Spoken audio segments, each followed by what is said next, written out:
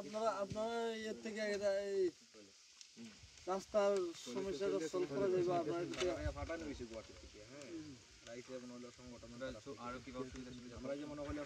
জলের অসুবিধা, জল তো একদিন দিলে 3 দিন দেয় না।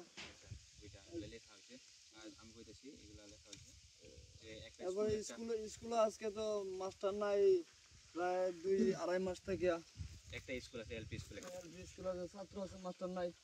আর রোডটা মানে রাস্তাটা 60 বছর হয়ে গেছে, 60 বছর হয় নাই।